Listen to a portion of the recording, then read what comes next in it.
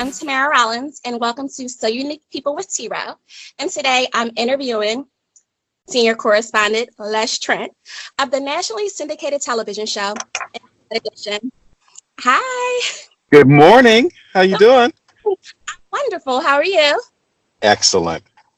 So I hear that you were feeling under the weather just like I was this past weekend. So Oh my gosh, I don't know if it was like a combination of allergies and like a 24-hour cold. yes, it got to the point like I could barely walk. Like I needed the strength Man. just to walk up the steps. But I'm glad you're feeling better, and I'm glad you're here with me today. Well, I hope you are too, feeling better. Oh, yes, thank you. Okay, so initially, what made you just wake up and decide, hey, I want to be a journalist today? What's the story behind it? Listen, it didn't happen overnight. I actually wanted to be an architect, but I had a drafting teacher in high school who told me there was no money in it. So I said, "What?" Wow. Yeah, and then Gee, that's hard to believe. I know it is. And you know what? I was always sort of outgoing, and I love to write. And so it was almost like overnight. I just said, you know what? I'm going to go to journalism school and get on radio, get on television eventually. And that's what I did. It was really a spontaneous decision. Well, I think that was a very smart move. That was Yeah, right. Yeah, It worked worked. out. You know, you turned out to be very, very successful in your field. So as a journalist, we all know that it can be overwhelming. It can be trying at times. You can be in one state today and another country in a few days. So we know it can be exhausting, but do you ever get a rush? Do you ever find it exciting? Oh, sure. All the time. I mean, unfortunately, when you are sent somewhere at the last minute, it's usually a breaking news story.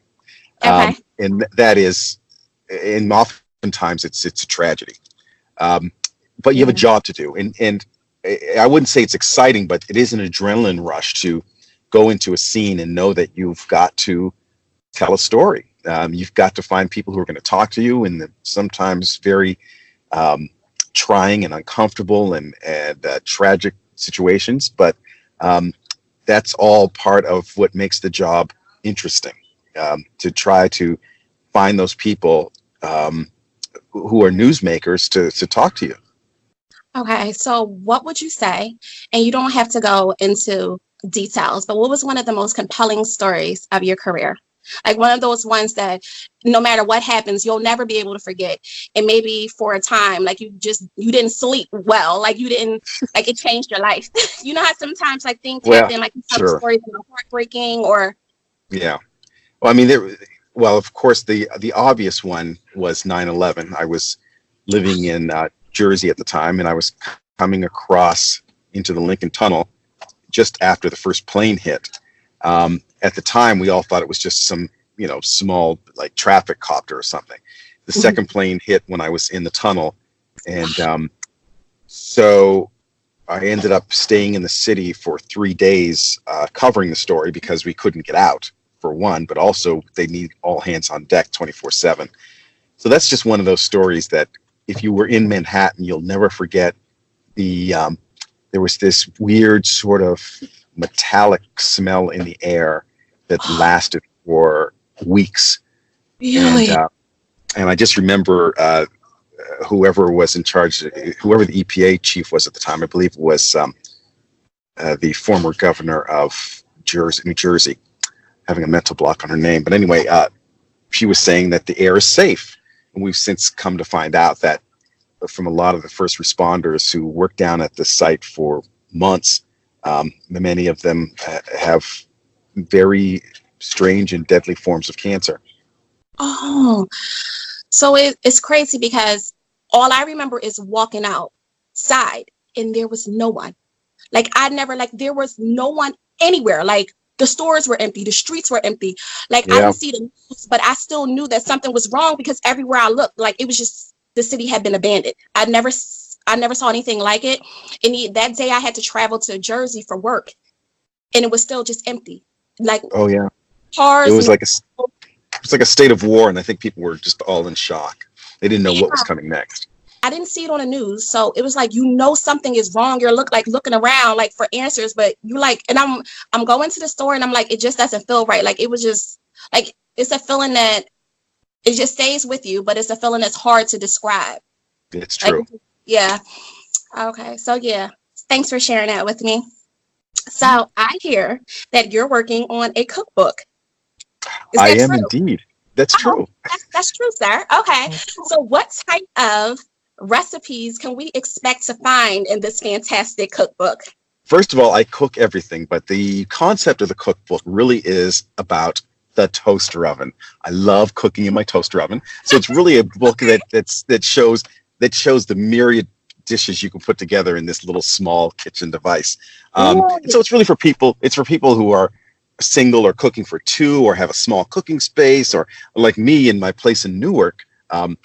It's I don't have central air, so okay.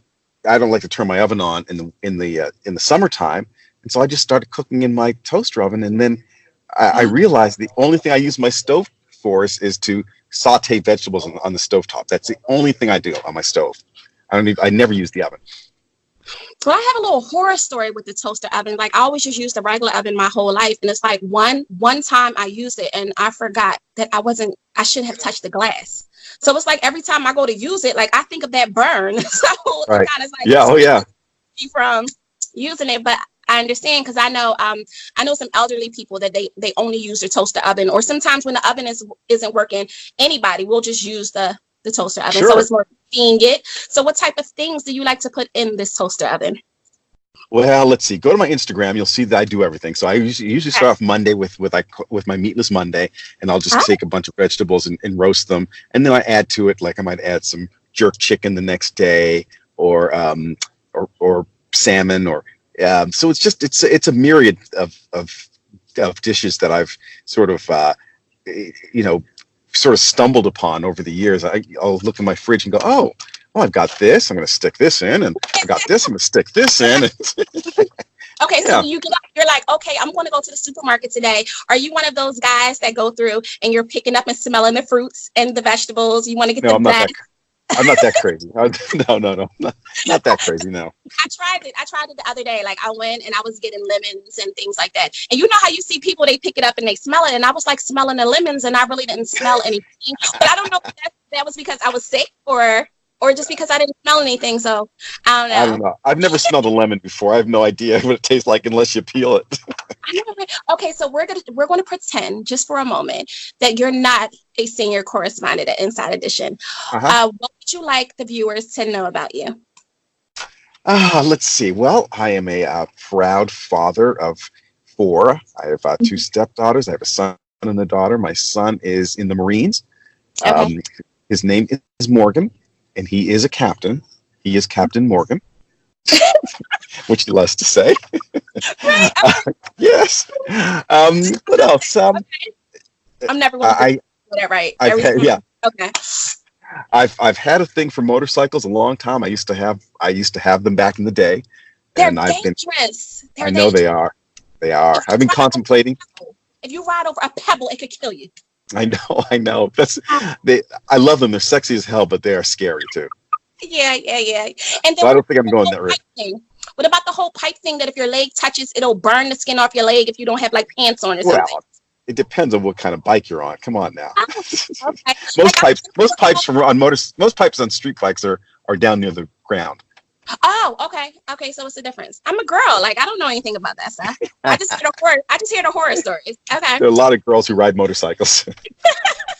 Okay, continue. Anything else? That's it. No. Okay. So what does your week look like for you? Like do you have a lot going on, or you're just playing it by ear? For the most part, I find things out last minute. Someone just came in my shoulder a second ago. You probably didn't see them because I am about to go to Jersey to shoot a story. I Okay. can't tell you what it is, but I am shooting a story in Jersey. I'll tell you later. Okay. Well, I appreciate you joining me today. It was My pleasure. fantastic, and I promise I'll never forget about the Captain Morgan thing and the sex cycles. Yes. I'm just tickled from head to toe.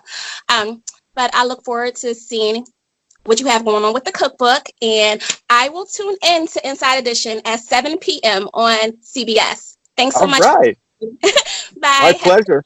Bye. Nice to see you. Nice to see you too.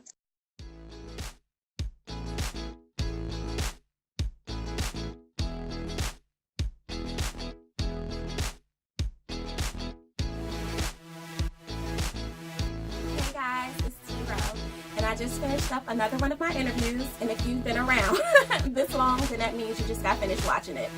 Don't forget to hit the like, share, and subscribe button, and make sure you check me out at Miss T Row on Instagram, and visit me at TamaraRollins.com to subscribe to the SoUneque magazine.